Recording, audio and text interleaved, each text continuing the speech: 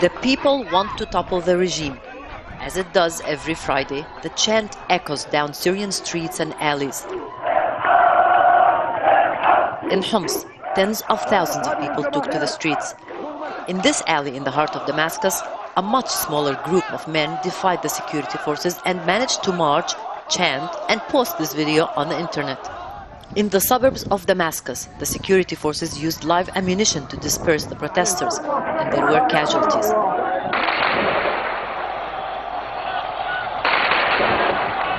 In Homs, the crack of bullets didn't deter the demonstrators. The government says one officer was killed. But in some towns and villages, the security forces stayed on the sidelines. Human rights activists say maybe Syria has begun to restrain its security forces because its closest ally, Turkey, has put a lot of pressure on the government to stop the violence and start reform. President Bashar al-Assad is expected to make some concessions when he addresses the nation next week. That could happen as early as Sunday. But the opposition is skeptical that this regime can actually bring real change.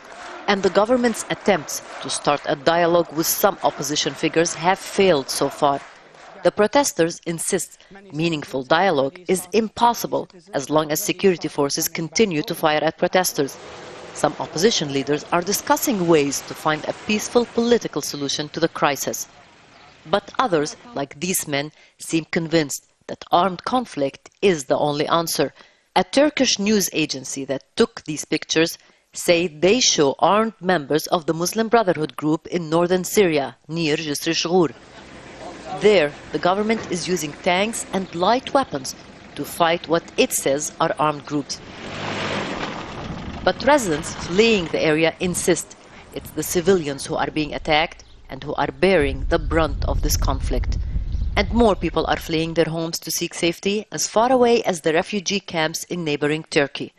Meanwhile, activists posted these videos which they say show more soldiers and officers defecting from the army. We took an oath to protect the Syrian Arab Republic, land and people. However, what's happening in reality is the complete opposite. Now we've taken our weapons and directed them at the hearts of the defenseless children of Syria. This is why I've defected. But the scale of defection is still too small to threaten the government. And the problems in Syria are already spilling over into Lebanon. Clashes today in the northern town of Tripoli between those who support the Syrian government and those who march to support Syrian protesters, adding to Lebanese concerns on how the crisis in Syria will play out in Lebanon. Rula Amin, AlJazeera, Beirut.